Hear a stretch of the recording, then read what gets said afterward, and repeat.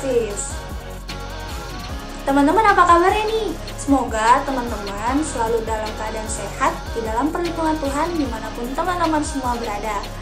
Nah, teman-teman jangan lupa nih untuk selalu jaga kesehatan, patuhi protokol kesehatan, bawa hand sanitizer, sering-sering cuci tangan, pakai masker, dan selalu semangat menjalani hidup. Oke, selanjutnya teman-teman yang belum follow Instagram Youth Community bisa langsung aja follow di @gpps.com.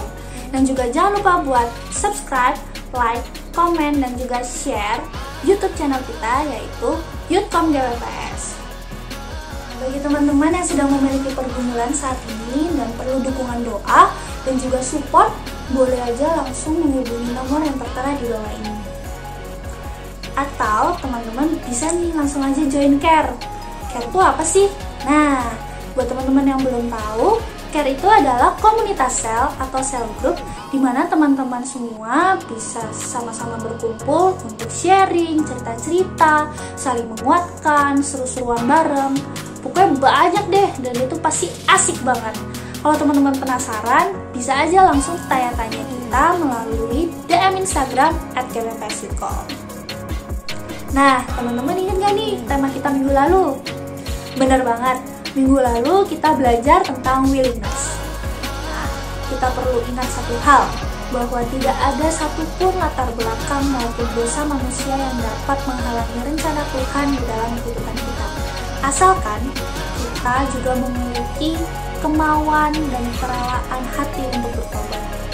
Sama seperti bagaimana Tuhan dapat mengubah dan memproses kehidupan Rasul Paulus, kita semua juga mau percaya bahwa selama kita memiliki hati yang rela dibentuk, maka Tuhan juga dapat mengubah kehidupan kita dan memakai kehidupan kita menjadi berkat bagi sesama. Oke teman-teman, pasti udah penasaran banget kan ya hari ini kita bakal belajar apa lagi? Sebelumnya kita juga akan mendengarkan sharing dari salah satu kakak di Youth Community. Nah, kira-kira apa? Ayo langsung aja kita lihat di sharing. Shalom teman-teman, kenalin namaku Feby. Di sini saya akan sharing mengenai tema Pay It Forward. Pada Matius 11 ayat 29-30, Tuhan Yesus berfirman, "Pikulah kuk yang kupasang dan belajarlah kepadaku, karena aku lemah lembut dan rendah hati, dan jiwamu akan dapat membawa ketenangan, sebab kuk yang kupasang itu enak dan bebanmu pun ringan." Mengikut Tuhan itu nggak gampang teman-teman. Mengikut Tuhan itu butuh pengorbanan. Ketika teman-teman kita mencontek, ketika teman-teman kita merokok, kita harus bayar harga untuk mengikut Tuhan. Kita nggak boleh ikut-ikutan rokok, nggak boleh ikut-ikutan mencontek, karena kita harus tetap pada perintah Tuhan Yesus. Dulu ketika saya menjadi salah satu mahasiswa di kampus swasta, pada saat UTS maupun UAS, banyak teman-teman saya itu mempersiapkan contekan, bukan mempersiapkan materi untuk belajar, tapi mempersiapkan contekan untuk mereka pakai ketika ujian. Nah, pada saat itu saya berprinsip untuk tidak melakukan itu karena saya tahu hal itu tidak menyenangkan hati Tuhan. Pada saat itu saya memutuskan untuk tidak mencontek dan berusaha dengan diri sendiri dan tentunya mengandalkan Tuhan. Dan pada waktu itu ketika hasil diumumkan, teman-teman yang mencontek tersebut mereka iri dengan saya karena mereka nggak bisa mendapatkan nilai sebagus saya. Jadi mengikut Tuhan itu nggak gampang, harus ada pengorbanan. Jika kita kompromi dengan dosa, dunia akan menerima kita. Tetapi kenapa orang percaya terus menghadapi banyak tekanan? Karena orang benar tidak mau kompromi dengan dosa. Jangan kita aman karena kita kompromi dengan dosa. Life is tough. Tapi Tuhan memberi hikmat, akal budi, kebenaran, kekuatan buat kita agar kita melakukan sesuai dengan firman Tuhan dan sesuai dengan kehendaknya. Terima kasih, kiranya sharing saya kali ini dapat memberkati kalian semua. Bye-bye teman-teman. Shalom teman-teman. Puji Tuhan, kita kembali lagi di ibadah online. Mari kita sama-sama berdoa. Kita mau masuk lebih dalam lagi dalam hadirat Tuhan. Tuhan Yesus, terima kasih atas segala berkat-Mu, penyertaan-Mu yang sempurna atas hidup kami. Kami bersyukur kalau saat ini kami boleh kembali beribadah bersama-sama. Tuhan, kami percaya Roh Kudus-Mu sanggup untuk menjamah setiap kami dimanapun kami berada saat ini. Tuhan, kami mau naikkan syukur kami, sembah kami kepadamu. Kami mau memuji memuliakan Engkau. Kiranya Engkau memberkati ibadah ini Tuhan dari awal sampai selesainya. Tuhan, kami memuji Engkau, memuliakan Engkau. Kami mau menaikkan syukur kami. Kami mau katakan kalau segala hal yang terjadi dalam hidup kami ada saat ini semua karena kemurahan-Mu Tuhan. Oh haleluya.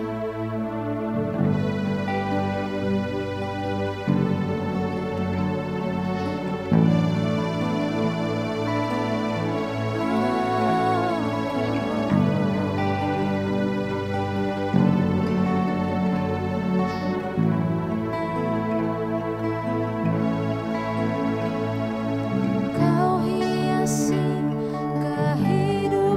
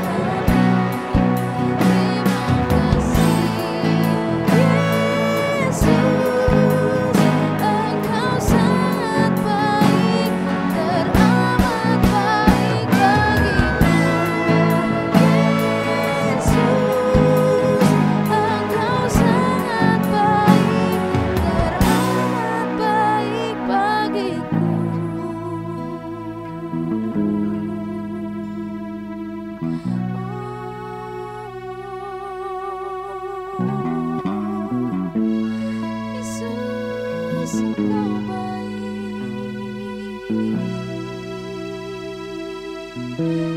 sangat baik.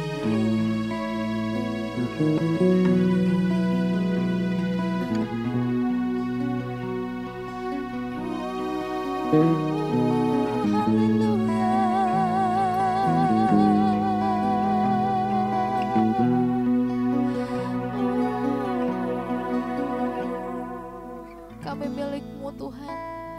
Seumur hidup kami mau persembahkan untuk Engkau.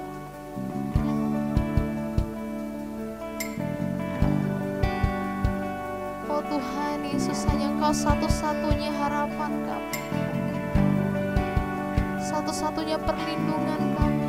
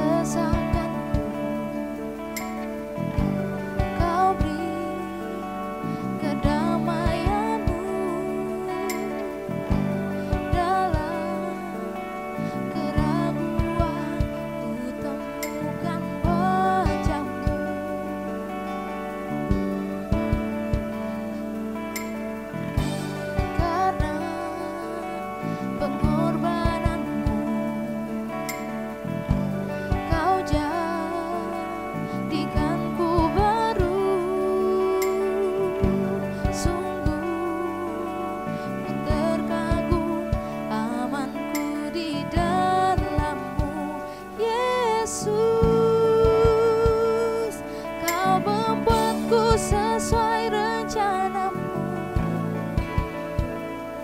Kau memegang setiap musim hidupku.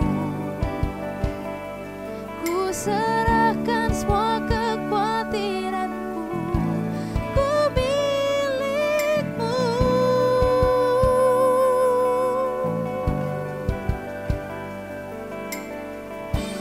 Karena pengorbanan jadikanku baru, sungguh ku terkagum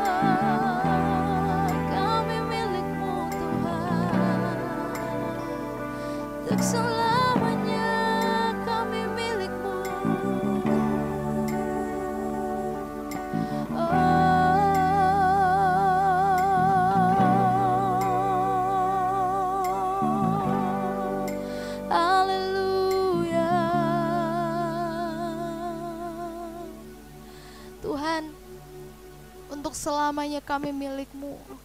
Dunia atau apapun juga tidak dapat mengambil kami dari Engkau Tuhan. Seluruh hidup kami punya Engkau. Biarlah Engkau berkarya secara penuh atas hidup kami. Ini hidup kami Tuhan Yesus. Terima kasih Tuhan untuk sore hari ini, dan saat ini kami mau dengarkan firman-Mu. Biarlah hikmat dari Engkau Tuhan yang memampukan kami untuk boleh mengerti apa yang menjadi mau Tuhan dalam hidup kami. Terima kasih Tuhan Yesus. Kami berdoa di dalam nama Tuhan Yesus Kristus. Haleluya. Amin. Shalom Youth Commerce. Apa kabar kalian hari ini? Saya berharap kita semua senantiasa berada dalam kondisi yang terbaik di dalam berkat dan anugerah Tuhan kita, Tuhan Yesus. Yang paling penting, kita mempunyai keteguhan hati untuk tetap percaya kepada Tuhan kita, bahwa Tuhan akan selalu, always, tidak pernah, never, baik, tidak pernah meninggalkan kita. Sama seperti keteguhan hati yang dimiliki oleh Sadrak, Mesak, Abednego, Daniel. Sekalipun berada di masa sulit, masa pembuangan di Babel, namun mereka tetap teguh percaya kepada Tuhan yang mereka sembah. Kita juga sama kondisinya, berada di masa yang sulit, masa pandemi, tapi tetap teguh. Tuhan tidak pernah meninggalkan kita. Amin saudara. Mari kita siapkan hati kita untuk kita sama-sama belajar kebenaran firman Tuhan sore hari ini. Kita berdoa sekali lagi ya. Haleluya. Bapa, kami bersyukur Tuhan baik dalam hidup kami, tak pernah meninggalkan kami. Tuhan, sebentar kami mau belajar kebenaran firman-Mu. Mari urapi setiap kami, baik yang menyampaikan maupun yang mendengarkan, sehingga benih firman Tuhan yang ditaburkan boleh tertanam dalam hati kami, dan kami bukan hanya menjadi pendengar firman Tuhan, tapi kami boleh mempunyai komitmen yang baru di akhir renungan firman Tuhan. Tuhan, kami melalui pimpinan Roh Kudus, kami boleh mempunyai komitmen yang baru untuk hidup sesuai dengan kehendak Tuhan, sesuai dengan firman Tuhan. Terima kasih Bapa yang baik, kami bersyukur. Urapi setiap kami dalam nama Tuhan Yesus. Haleluya. Amin. Puji Tuhan. Tema firman Tuhan hari ini adalah pay it forward. Ya, apakah itu? Kita sama-sama belajar. Keselamatan yang kita terima dalam Tuhan Yesus itu diberikan secara cuma-cuma, secara gratis. Secara gratis bukan berarti tidak ada harganya, tidak ada nilainya, tapi justru sebaliknya, sangatlah berharga, sangatlah bernilai. Saking terlalu berharganya, terlalu tinggi nilai dari keselamatan yang Tuhan tahu bahwa kita manusia nggak bisa membayarnya. Bahkan bukan hanya nggak bisa bayar, tapi kita juga nggak layak sebetulnya terima. Kita hanya orang berdosa, ya. Tapi Tuhan itu mau supaya kita diselamatkan. Sebab itu Tuhan yang bayar buat kita dengan mati tergantung di atas kayu salib, menebus semua dosa-dosa kita. Amin saudara. Jadi saya ulangi, keselamatan yang kita terima dalam Tuhan Yesus itu gratis. Anugerah yang kita terima diberikan secara cuma-cuma. Apapun keadaan kita, apapun dosa yang masa lalu yang pernah kita buat, Tuhan sudah membayarnya lunas di atas kayu salib. Nah, masalahnya adalah hidup setiap hari mengikut Tuhan Yesus itu sebetulnya tidak gratis sama sekali. Bahkan ada harga yang harus dibayar setiap hari untuk kita dapat tetap mengikut Yesus. Nah, apa harganya? Berapa harganya? Itu kan. Sebelum saya menjawab, saya mau cerita dulu. Cerita tentang seorang muda yang kaya raya yang sudah melakukan seluruh kebaikan, perintah-perintah Tuhan. Dan kemudian dia datang kepada Tuhan Yesus, tanya, "Guru, apa yang harus aku lakukan supaya aku memperoleh hidup yang kekal?" Nah, Tuhan Yesus menjawab, "Jualah segala harta milikmu, bagikan kepada orang-orang miskin, kemudian datanglah kemari, ikutlah aku. Ikutlah aku. Apa yang terjadi teman-teman? Pemuda ini pulang dengan wajah sedih, kecewa. Kenapa? Yang pasti gak balik lagi. Ya, kenapa saudara? Ya, karena hartanya sangat banyak. Dia gak rela melepaskan semua hartanya. Dia mungkin seorang yang berkuasa, artinya dia juga gak rela melepaskan otoritasnya, kuasanya yang dimiliki. Jadi dipastikan dia tidak bisa mengikuti Tuhan Yesus saat itu. Sangat disayangkan, karena banyaknya hartanya membuat dia tidak dapat mengikut Tuhan Yesus. Coba kita bandingkan dengan cerita yang kedua. Oh, sebelumnya kembali ke cerita yang pertama tadi. Pertanyaannya muncul, kalau begitu harga yang harus dibayar untuk mengikut Yesus semahal itukah, gitu kan? Semahal itukah? Semahal harta yang banyak aja nggak bisa? Ya, belum tentu. Ayo, coba kita lihat cerita yang kedua. Cerita tentang bagaimana Tuhan Yesus mengajak murid-muridnya dari seorang penjala ikan menjadi penjala manusia. Petrus, Yohanes, Yakobus, dan murid-murid yang lain. Mayoritas mereka orang-orang biasa, kebanyakan orang-orang yang tinggal di tepi danau Galilea, nelayan. Mereka bukan orang kaya pasti, bukan juga orang yang berpendidikan, apalagi yang punya kuasa, ya kan? Suatu hari Tuhan Yesus meminjam perahu Petrus. Waktu itu Simon, namanya masih Simon, maksudnya Simon. Kemudian Tuhan Yesus mengajar dari atas perahu Simon. Orang banyak mendengarkan. Setelah selesai mengajar firman Tuhan, Tuhan Yesus bilang sama Petrus, ayo tangkap ikan, tebarkan jalamu di sebelah kanan perahu. Petrus jawab, loh Tuhan, aku sudah lakukan itu semalaman, tapi gak dapat apa-apa. Nah, artinya kondisi saat itu mereka, para nelayan, dalam kondisi yang putus asa, dalam kondisi yang susah, ya kan? Bekerja semalaman tapi nggak dapat ikan, song, dapatnya kosong. Tapi Petrus bilang, setelah dia dengarkan pengajaran Tuhan Yesus yang mewartakan kabar baik, kabar tentang kerajaan Allah, dan mungkin pemberitaan firman Tuhan saat itu membuat hati Petrus berkobar-kobar, imannya bangkit gitu ya. KKR yang khotbah Tuhan Yesus sendiri apa ya, nggak langsung imannya move gitu ya. Terus Petrus bilang gini, ya karena engkau yang menyuruhnya, kami akan melakukannya, aku akan melakukannya. Akhirnya Petrus berangkat pergi, dia lemparkan jalannya yang tadi sudah dibersihkan, dilemparkan lagi ke danau.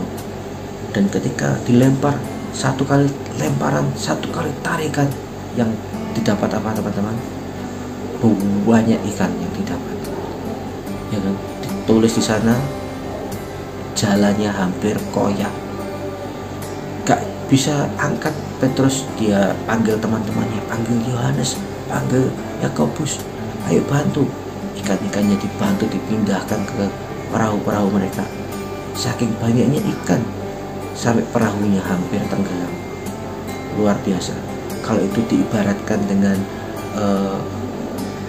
karir atau pekerjaan seseorang, mungkin saat itulah saat-saat yang paling istimewa bagi Petrus dan teman-temannya. Sebagai seorang nelayan, mendapatkan hasil tangkapan yang luar biasa. Mungkin kalau misalnya sekarang bisa viral gitu ya, tersebar ke seluruh dunia, hasil tangkapan dalam satu kali tarikan ratusan ikan, ya kan, yang sebelumnya kosong tapi ini banyak. Petrus dan teman-temannya saat itu berada di puncak karirnya sebagai seorang nelayan, ya kan. Tapi ketika Tuhan Yesus bilang, aku akan menjadikan engkau sebagai penjala manusia. Apa yang terjadi? Petrus dan teman-temannya meninggalkan segala sesuatunya dan pergi mengikut Yesus. Nah, Petrus gak bilang sama Tuhan Yesus, "Sesek sebentar ya Tuhan, tak jual dulu hasil tangkapanku, eman-eman, nanti uangnya bisa dibuat sangu." Enggak, teman-teman, langsung ditinggalkan dan Petrus pergi mengikut Tuhan Yesus. Nah, apa kesamaan dari dua cerita ini? Yang satu di puncak kekayaan dan kuasa, pemuda kaya tadi, ya kan? Yang satunya Petrus dan teman-temannya di puncak karir. Sama-sama berada di posisi puncak. Tapi bedanya yang pemuda tadi ini gak rela meninggalkan harta miliknya, gak rela meninggalkan kekuasaan yang dimilikinya, dan tidak jadi mengikut Tuhan Yesus. Petrus rela meninggalkan puncak karirnya. Saat itu saya yakin kalau Petrus memilih untuk tetap berkarir sebagai nelayan, wah, dia akan sukses luar biasa. Tapi ditinggal sama Petrus dan pergi mengikut Yesus. Nah, kembali ke pertanyaan tadi, kalau gitu apa dan berapa harga yang harus dibayar untuk mengikut Tuhan Yesus? Jawabannya sebetulnya adalah senilai dengan ketaatan kita. Saya ulangi, harga yang harus dibayar setiap hari untuk mengikut Tuhan Yesus itu senilai dengan ketaatan kita meresponi kehendak Tuhan, meresponi perintah Tuhan, apa yang menjadi maunya Tuhan. Kalau kita taat, kita bayar harga. Pemuda tadi gak bisa bayar harga karena gak taat.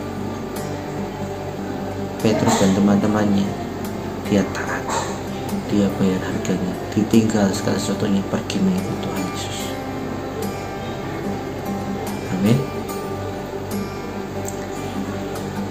Bicara tentang ketaatan, kita buka Filipi pasal yang kedua, ayat yang ke-12 sampai yang ke-13. Rasul Paulus menulis surat kepada jemaat di Filipi. Filipi pasal 2 ayat 12 sampai 13. Judul perikopnya, kerjakanlah keselamatan. Nah, ini juga menjadi salah satu bukti bahwa mengikut Tuhan Yesus setiap hari itu ada harga yang perlu dibayar. Kita diperintahkan untuk tetap terus mengerjakan keselamatan, gitu kan? Keselamatan sudah kita terima, tapi kita tetap disuruh terus mengerjakan keselamatan kita. Artinya hidupi keselamatan yang kita terima dari Tuhan Yesus itu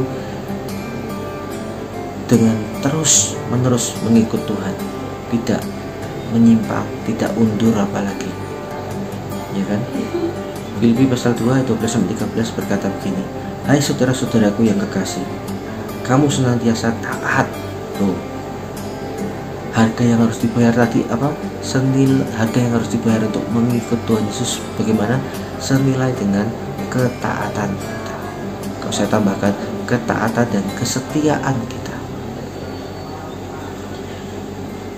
Hai saudara-saudaraku yang kekasih, kamu senantiasa taat. Karena itu, tetaplah kerjakan keselamatanmu dengan takut dan gentar. Bukan saja seperti waktu aku masih hadir, tetapi terlebih pula sekarang waktu aku tidak hadir. Ayat berikutnya adalah ayat yang digunakan oleh Kak Foni minggu lalu.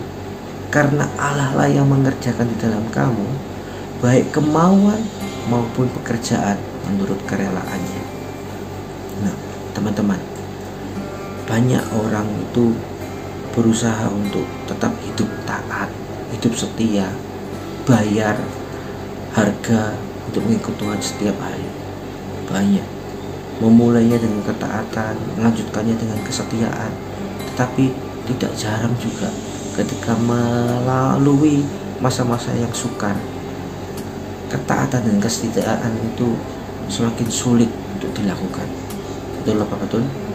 Ya, ketika kondisi semakin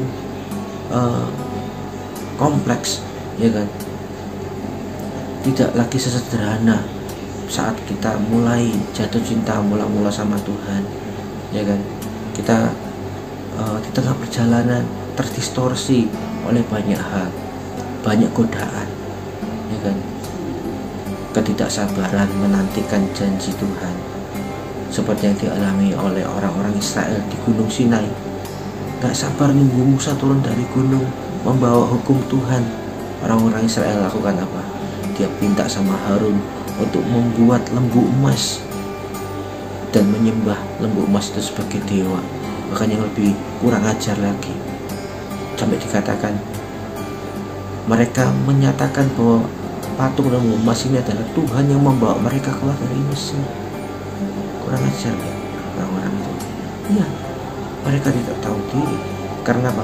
Tidak sabar menunggu Musa turun, tidak sabar menunggu waktu Tuhan. Berapa banyak di antara kita juga yang mungkin hari-hari ini mulai goyah, mulai oleng gitu ya, nggak sabar di dalam ketaatan kita, di dalam kesetiaan kita mengikut Tuhan.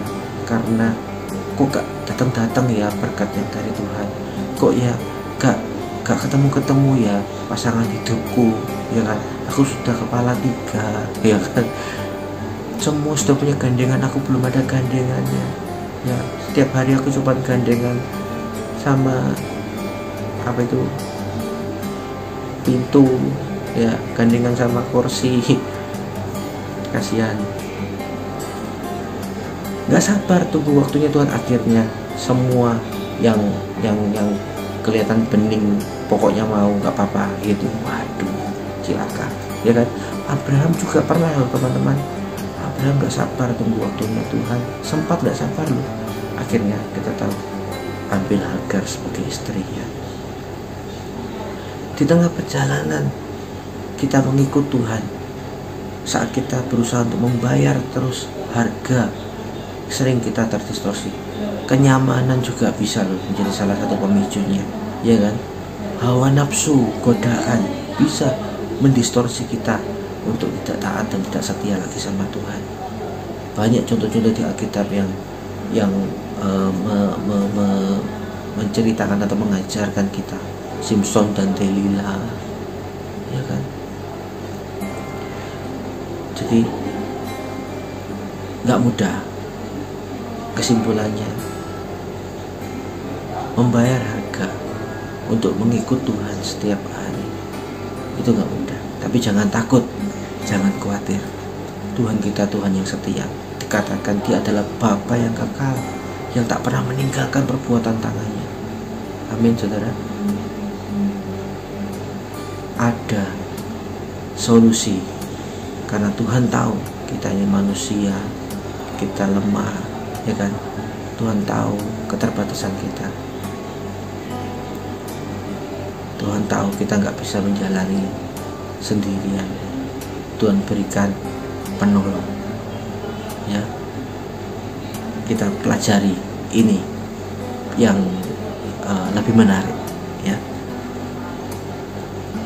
Kita pelajari perikop ini, perikop yang sangat terkenal, perikop yang salah satu perikop yang jadi favorit saya. Matius 11 ayat 25 sampai 30. Matius 11 ayat 25 sampai 30.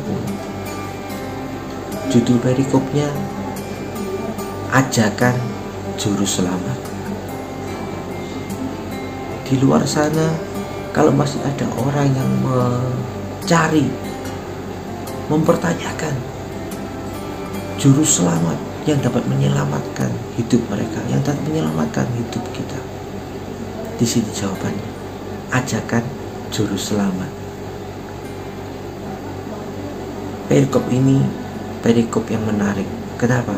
Karena di sini langsung dijelaskan identitas dari sang juru selamat. Siapa itu? Tuhan Yesus. Kita baca ya, saudara. Matius 11 ayat 25 sampai 30 berkata begini. Pada waktu itu berkatalah Yesus, Aku bersyukur kepadamu Bapa, Tuhan langit dan bumi, karena semuanya itu Engkau sembunyikan bagi orang bijak dan orang pandai, tetapi Engkau nyatakan kepada orang kecil. Ya Bapa, itulah yang berkenan kepadamu. Semua telah diserahkan kepadaku oleh Bapakku, dan tidak seorang pun mengenal anak selain Bapa, dan tidak seorang pun mengenal Bapa selain anak, dan orang yang kepadanya anak itu berkenan menyatakannya. Di sini kalimat ajakan juru selamat itu dimulai. Marilah kepadaku semua yang letih lesu dan berbeban berat. Aku akan memberi kelegaan kepadamu. Saya yakin kelegaan ini banyak dicari oleh orang, khususnya di hari-hari ini. Karena saya yakin banyak orang yang letih, lesu, berbeban berat, termasuk juga anak-anak Tuhan yang berusaha untuk hidup taat dan setia setiap hari, mengikut Tuhan, mempertahankan iman percaya mereka. Teman-teman, don't give up, jangan menyerah. Kalau engkau mulai merasakan letih, engkau mulai merasakan lesu, engkau merasakan beban hidupmu semakin berat, ingatlah ayat ini. Ada ajakan dari Sang Juru Selamat, yaitu Tuhan Yesus Kristus sendiri. Juru Selamat sendiri loh yang ajar, Tuhan Yesus sendiri. Marilah kepadaku yang letih lesu, yang berbeban berat, aku akan memberi kelegaan kepadamu. Banyak orang ya yang mulai sulit untuk taat firman Tuhan, yang mulai gak setia sama Tuhan, karena mereka melihat tawaran yang diberikan oleh dunia seolah kelihatan lebih baik, seolah kelihatan lebih cepat, lebih hebat. Oleh sebab itu gak heran teman-teman, di negara-negara yang dulunya mayoritas Kristen, karena terlalu liberal, terlalu bebas, akhirnya mereka banyak yang berubah menjadi ateis, meninggalkan iman percaya mereka. Mereka merasa teknologi lebih hebat dari Tuhan. Mereka merasa filsafat lebih bijaksana daripada firman Tuhan. Mereka merasa sains, obat-obatan lebih manjur, lebih hebat daripada berdoa. Loh, berdoa boleh, minum obat juga boleh, harus makan kalau sakit, ya. Tapi bukan berarti kepada siapa hati kita itu, intinya itu ditujukan. Waktu kita minum obat, kita percayanya sama obat, atau waktu kita ke dokter, kita percayanya sama dokter yang menyembuhkan kita, atau sama Tuhan, ya toh? Seharusnya apapun yang terjadi, dimanapun yang terjadi, maksudnya dimanapun dan apapun yang terjadi, tetap Tuhan, iman kita tetap tertuju kepada Tuhan dan bukan kepada yang lain. Tuhan tidak tergantikan oleh sains, Tuhan tidak tergantikan oleh ilmu pengetahuan, Tuhan tidak tergantikan oleh teknologi, Tuhan tidak tergantikan oleh apapun. Makanya di sini Tuhan katakan, aku bersyukur kepadamu Bapa, Tuhan langit dan bumi, karena semuanya itu Engkau sembunyikan bagi siapa? Orang bijak dan orang pandai. Banyak toh orang kepingin jadi bijak, banyak orang kepingin pandai, tapi setelah baca ayat ini, saya secara pribadi lebih baik saya jadi orang kecil. Ya, karena apa?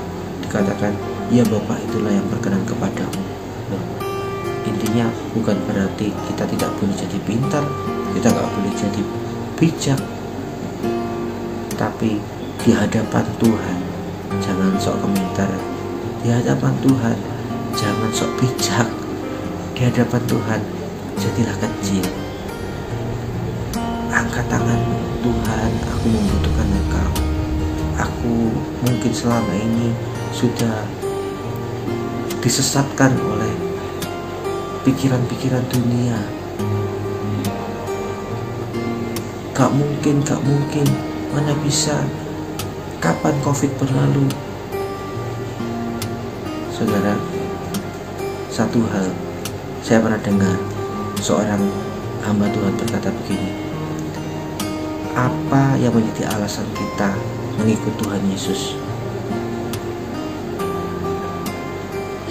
Hamba Tuhan itu bilang gini, kalau saya secara pribadi, saya mengikut Tuhan Yesus karena kasih. Karena kasih Tuhan. Tuhan berkuasa, yes. Tuhan berkuasa, bahkan Dia maha kuasa, yes. Tapi bukan karena maha kuasa, bukan karena kuasa kita mengikut Tuhan, tapi karena kasih.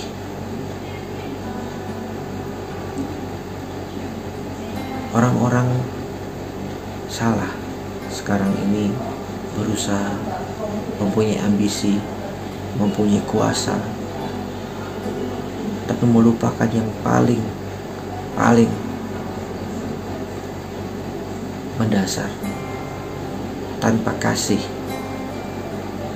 kuasa hanya akan menjadi momok, sesuatu yang menyeramkan. Kita bersyukur kita punya Tuhan yang bukan hanya maha kuasa, tapi Dia juga maha kasih, dan kasihnya telah ditunjukkan di atas Golgota. Sekali lagi, ajakan juru selamat ditujukan kepada mereka yang mau merendahkan hatinya, yang mau merendahkan dirinya, yang merasa kecil gak berdaya di hadapan Tuhan.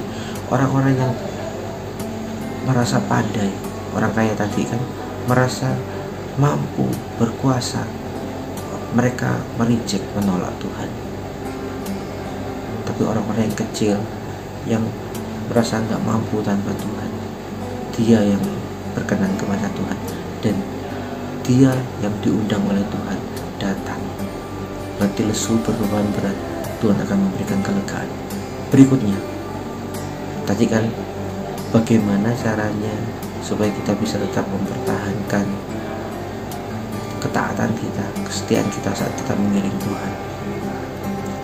Ayat selanjutnya, pikulah kuk yang kupasang dan belajarlah padaku, karena aku lemah lembut dan rendah hati, dan jiwamu akan mendapat ketenangan.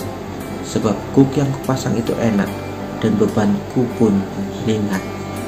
Apa yang dimaksud dengan kuk di sini? Teman-teman, saya yakin kuk yang dimaksudkan di sini adalah Roh Kudus. Kenapa? Kuk itu sebuah benda yang biasa diletakkan di atas punggung atau bahu dari kerbau atau sapi untuk membajak sawah. Tujuannya supaya dapat dikendalikan. Tujuannya supaya sapi atau kerbau yang badannya besar itu, berton-ton bahkan berat badannya, kalau nggak dipasang itu dia akan liar, dia akan lepas kendali, nggak bisa bergerak seperti yang para petani mau, ya kan? Jadi diletakkan kuk di atas pundaknya, punggungnya, supaya bisa dikendalikan. Demikian juga kita, sifat manusia kita yang liar, kadang-kadang perlu ada kuk untuk mengontrol, mengendalikan. Kemudian katakan manusia yang baru, manusia yang lama sudah berlalu, manusia yang baru sudah datang. Hidup kita bukanlah milik kita lagi, tapi milik Tuhan, ya kan? Jadi serahkan segala hasratmu, keinginanmu, ambisi-ambisimu. Seringkali itu yang membuat beban berat muncul, itu karena ambisi, karena target-target, karena keinginan-keinginan yang di luar kehendak Tuhan, ya kan? Itu yang kita kejar. Dan akhirnya itu menyusahkan kita untuk mengikuti, untuk hidup taat, mengikuti Tuhan. Sebab itu minta Tuhan memasangkan kuk dalam hidup kita, Roh Kudus di dalam hidup kita. Terus Tuhan bilang apa? Belajarlah kepadaku.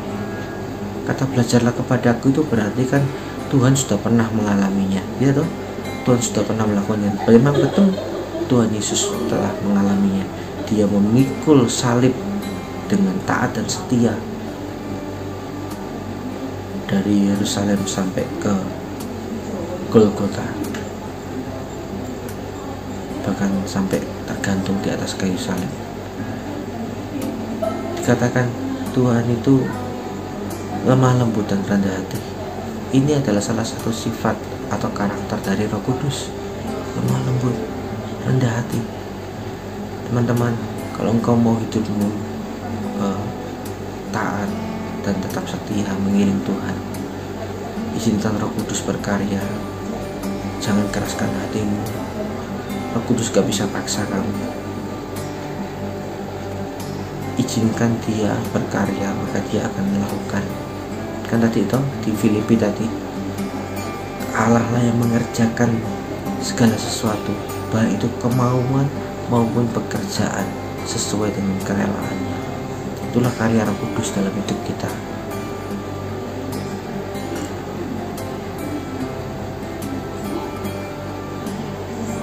Jiwamu akan mendapat ketenangan, kelegaan, ketenangan.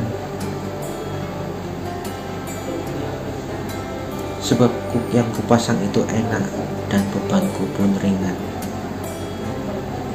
Singkirkan beban hidup kita,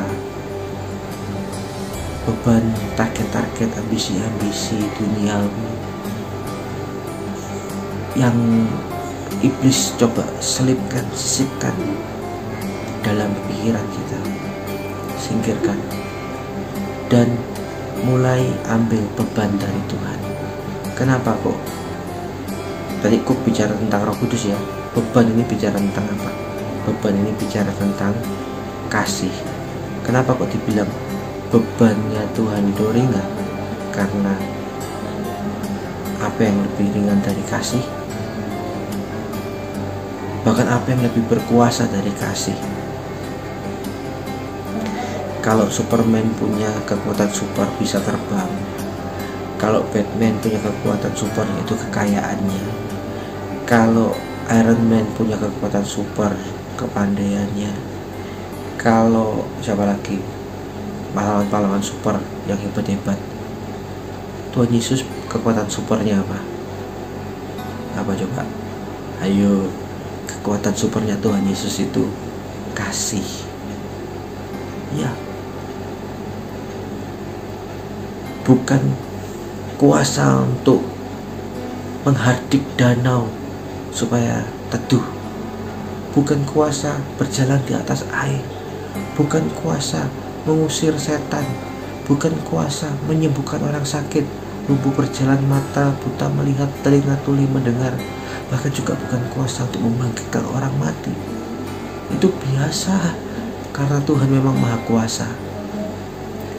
Tapi kekuatan super yang paling dahsyat yang dimiliki oleh Tuhan Yesus, yang mungkin belum tentu dimiliki oleh banyak orang, pahlawan-pahlawan super yang lain, yaitu kasih untuk mengampuni semua dosa umat manusia.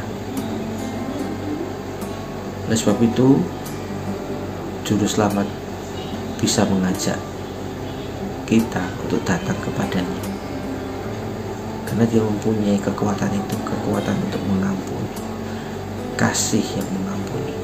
Teman-teman, pikulah kuk, ajak Roh Kudus. Itu artinya pikulah kuk, ajak Roh Kudus berkarya dalam hidupmu, dan mulai miliki beban yang Tuhan berikan dalam hatimu, yaitu apa? Mengasihi sesamamu, mengasihi orang-orang di sekitarmu, bahkan mengasihi musuhmu.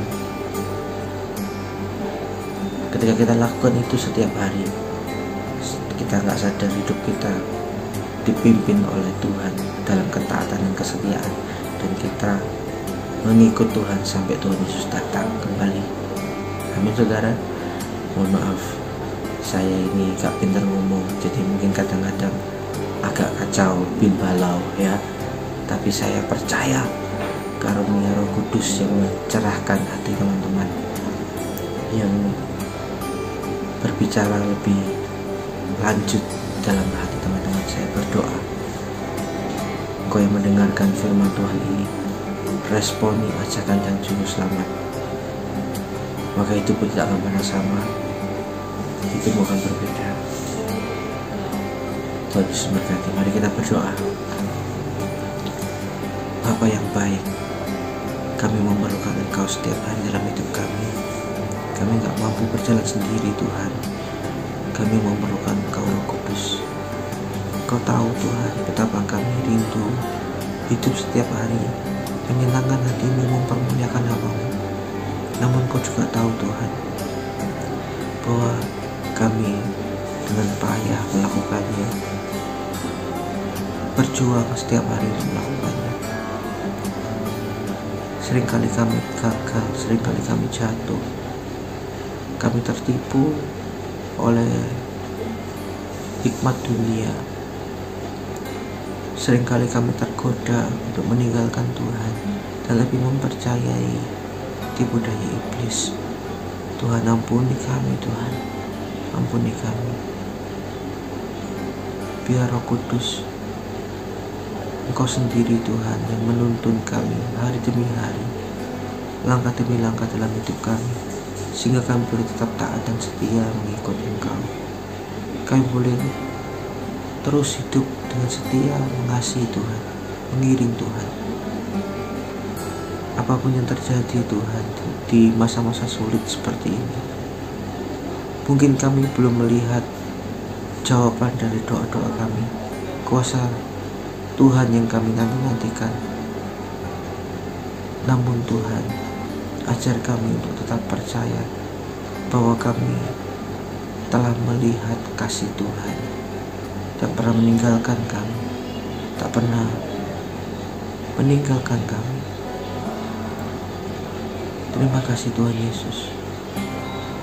Berkati seluruh jemaat di community, bahkan setiap orang yang menyaksikan tayangan ini.